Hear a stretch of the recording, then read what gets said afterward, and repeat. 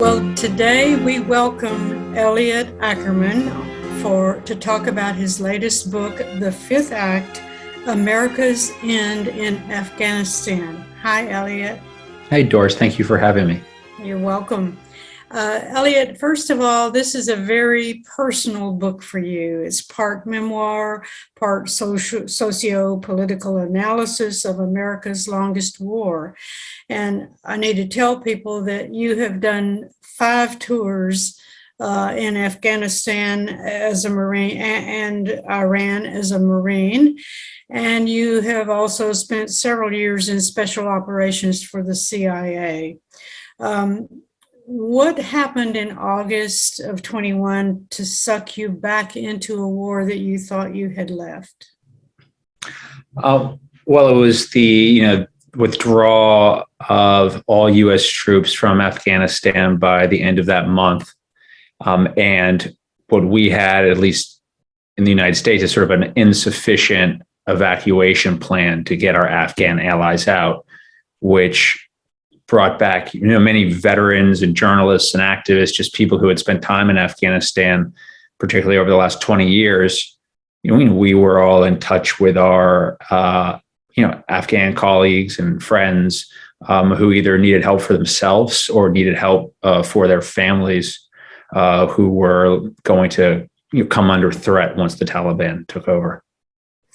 And so you were largely successful in rescuing hundreds of Afghans out of the country, and you called it a digital Dunkirk. Tell me why. Well, I wasn't the one who first coined that phrase, but I think a number of people were calling this effort a digital Dunkirk, hearkening back to the Second World War and the evacuation of the British Expeditionary Force out of France after the Germans took France. But it was a digital Dunkirk because so much of this work and the coordination to get people out of what became the only hub of evacuation, which was Kabul International Airport, was being done over WhatsApp and Signal and email. So many of the efforts I was involved in involved folks who were geographically in Virginia, France, Italy, Afghanistan, and everyone coordinating basically over their phones to try to shepherd the various people who needed to be evacuated into the airport and onto flights. Wow. And of course, you were on family vacation in Italy, I believe. And how did that feel like? You're on the one hand, you are dealing with war, and on the other hand, you're having a family vacation. Well, in the book, I only write about the vacation, not because I think anyone cares about my vacation, but to kind of just bring into relief the almost disassociative experience that I think many of those who were involved in this effort had, in so much as, yes, we had been involved in Afghanistan, many of us for, many, many years, but for so many of us, the war was something we'd left. We built lives doing other things. And then when this evacuation occurred, we were brought back into it. So on the one hand, we are still living our lives in the present as they are. And in my case, this just happened to involve a long planned family vacation. But then on the other hand, we are brought back to a war that we'd fought when we were younger, and trying to help either our comrades from that war who were still in Afghanistan, or many of them who had come to the U.S., trying to help their families who now needed to get out because they would be under threat from the Taliban. Really, I think that the contrast is just very powerful. In the military, there's a code, leave no man behind. What does that mean, and how did it play out in the Afghan war for you? Well, the code or ethos of leave no man behind is shot through the U.S. military. It's something we talk about. It's a code of behavior on the battlefield. We don't leave our comrades behind, whether they're living or dead. But that is not an ethos that is specific to the U.S. military or in any ways new. I mean, in many ways, it is an idea that is as old as warfare. If you go back to Homer in the Iliad, a huge part of the Iliad is about after Achilles kills Hector, he drags his body back to his camp, and Hector's father, King Priam, comes to Achilles' camp and begs for the body of his son because he understood, we don't leave anyone behind. But what occurred in Afghanistan, at least the way this war ended, was the United States said, we're leaving.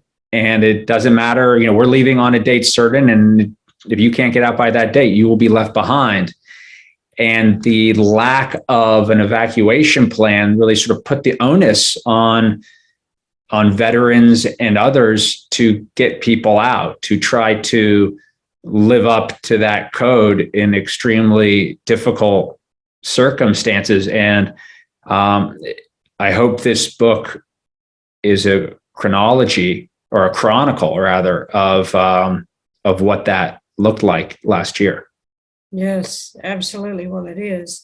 In the book, you explain that the war on terror has been very different from any other war. How so? Well, every war that the United States has fought, all the way back to our revolution, you've had to fight it with a construct. And what I mean by a construct is we as the nation need to figure out how we can support the war really in terms of two equities: blood and treasure. Blood being the people who will fight the war, manpower, and treasure, how we're going to fund it. So for instance, in the American Revolution, it was French aid and Americans who really, French aid funded the war and gave us troops. And we had the colonialists fighting against the British. In the American Civil War, for instance, the first income tax in the United States was put in place to fund the Civil War, and the first draft occurred in the U.S. Civil War. The Second World War, we had war bond drives and national mobilization, and the Vietnam War was characterized by a very unpopular draft. So when we look at the war on terror, after the September 11th attacks occurred, we began this global war on terror, and obviously the question is, how are we going to sustain it? What is going to be the construct for the global war on terror? And the construct that we settled on through successive administrations, Democrat and Republican, was that the blood would come from our all-volunteer military, there would be no draft, and that the way we would fund the war, the treasure, would be through deficit spending. So we would just continue putting it on the national credit card, and we would never have a war tax. And the result of that is that the American people were, by and large, anesthetized to the cost of war. You're not paying any tax, and unless you have a family member or you yourself have volunteered to serve, you don't need to go into the U.S. military. It's not affecting you. And I would argue that the reason we were at war in Afghanistan for 20 years, more than any other cause, was because of this construct, and that people didn't feel the war. It just receded to the back of our national consciousness. Oh, that's so true. The fifth act, what does the title mean? Well, as everything was happening last summer, a friend of mine asked if I would say, I also make my way as a journalist, invited me to contribute to a series of essays she was running on her website about what was going on in Afghanistan. Because as she noted, many Americans haven't been following the story. So let's try to bring everyone up to speed. And she said, listen, Elliot, could I give you I'll give you 500 words. And I said, well, what do you want me to write about? And she just said, well, maybe you can just explain what's going on there. And I was sort of scoffed. And I said, how can I explain 20 years of war in 500 words? And she sort of said to me, she said, Elliot, this whole thing is it's just a tragedy, and people want to understand it. And her use of the word tragedy jogged in me that, tragedies, at least in most classic dramatical structures, whether it's, the ancient Horace wrote Ars Poetica or Shakespeare's tragedies, they are written in 5 acts. And so that put a frame around it for me. And so in the book, you'll see the first act is President Bush, then President Obama, President Trump, President Biden. But then the fifth act, the sort of the denouement, is the Taliban. And the book is ultimately about how this war ends, and I think ended tragically. Oh, yes, it did. You write about a wide divide between the military and the citizens of America. Why is that concerning? Well, we're a democracy. Specifically, we're a republic. The founding fathers understood the dangers that large standing militaries could potentially play in democratic societies. We have a very large standing military today, a holdover from the Second World War. And if you look back through history, when nations have dysfunctional politics combined with a large standing military, from Caesar's Rome to Napoleon's France, democracy doesn't last long. And so we're here in the United States right now, and we've seen the politicization of just about every single one of our institutions. Institutions that previously had no real political bias, and were very well respected by most Americans, I think, because they didn't have an overt political bias. Now we've seen I would argue, a correlation between the lack of respect many Americans now have, or the lack of trust many Americans now have for institutions, correlated with the politicization of those institutions. And if we look at American life today, I would argue that maybe the last institution that does not have a overt political bias, or is perceived as having one, is also the institution that Americans trust the most, which is the U.S. military. But what happens if there's an erosion of that trust? What happens if we see the politics that have metastasized in every facet of American life infect the military as well? And that's extremely dangerous. And if you look at the history of other nations, there's ample precedent for it. And I would argue it's one of the reasons that the founding fathers argued against having a large standing military. And what's dangerous here is as Americans don't understand the military, again, because we have this all volunteer force, we sort of outsourced our national defense to a specific cast of Americans who are, if you look geographically, the military comes from certain parts of the country, and increasingly it's intergenerational. Military services become intergenerational. It's really not healthy. And so many Americans don't understand the military because of the way we now handle military service in our society. And, I try to raise some red flags in the book. Yes. And do you see some similarities between the incompetence in Afghanistan and what's happening in Ukraine? Well, I think it's important for our understanding of the times that we're living in to put these events in conversation with one another, because they're certainly interrelated. In so much as in the last year, we have lived through probably one of the darkest chapters in NATO's history, which is this collapse in Afghanistan, sort of a collapse of competence, a moral collapse as we left Afghanistan so abruptly and left so many people behind. So I think a pretty dark chapter in NATO's history.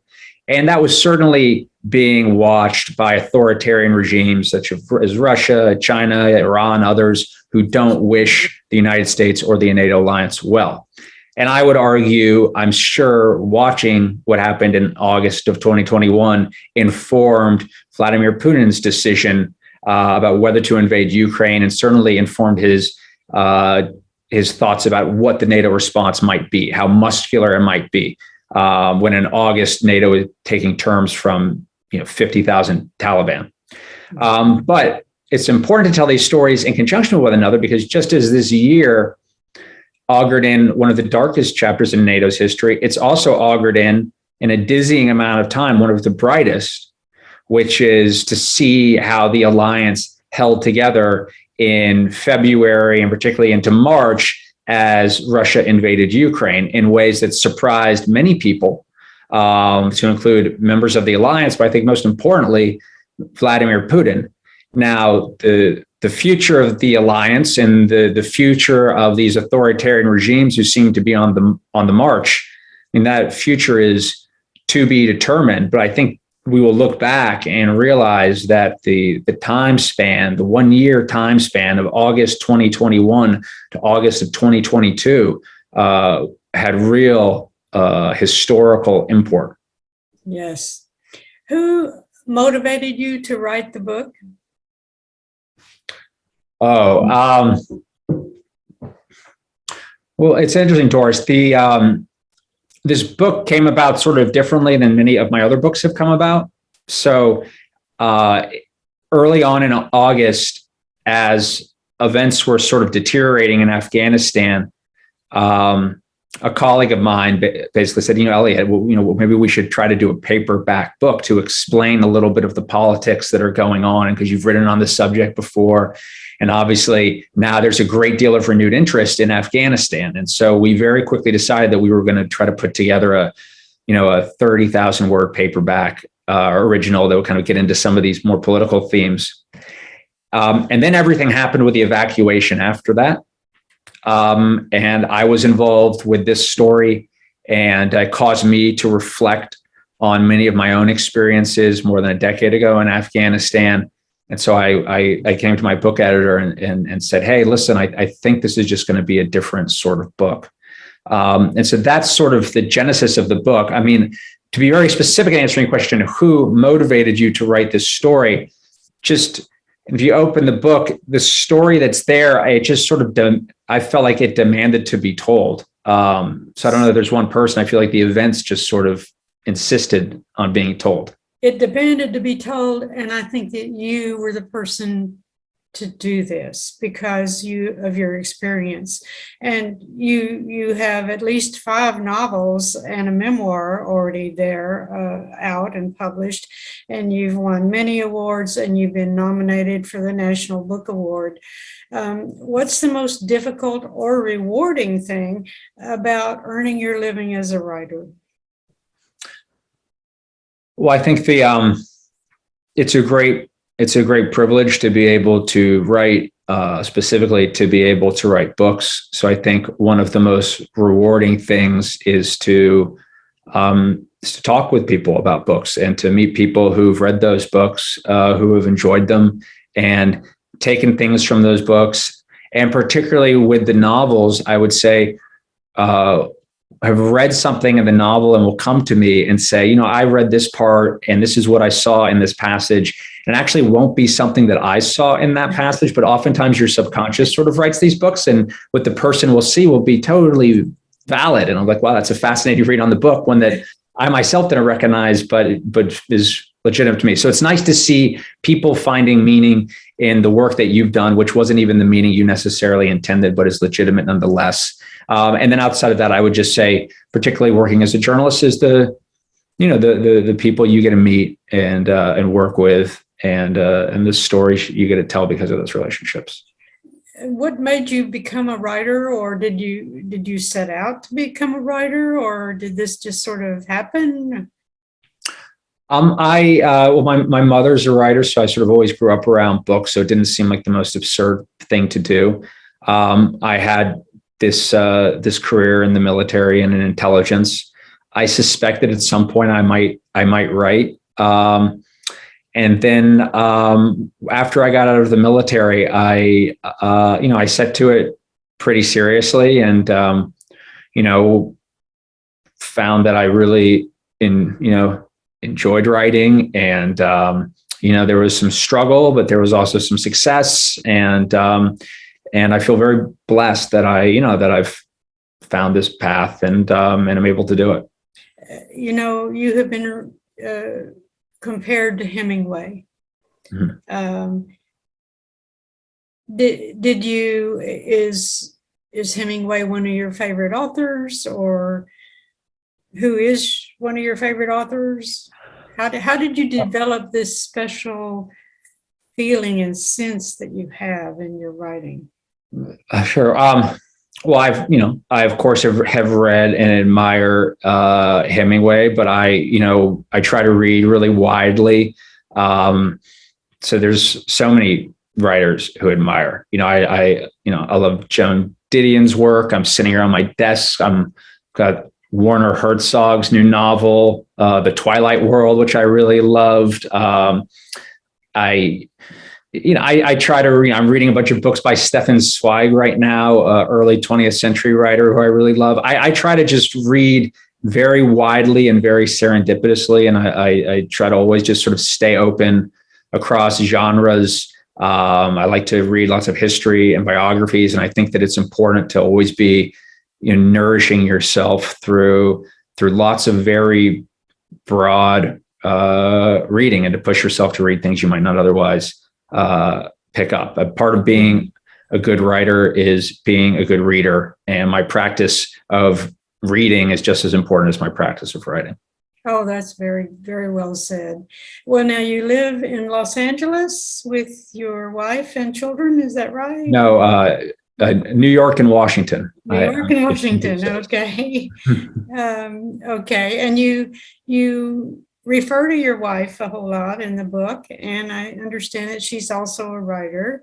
Do you guys conspire together, or do you each do your own thing? How does that work?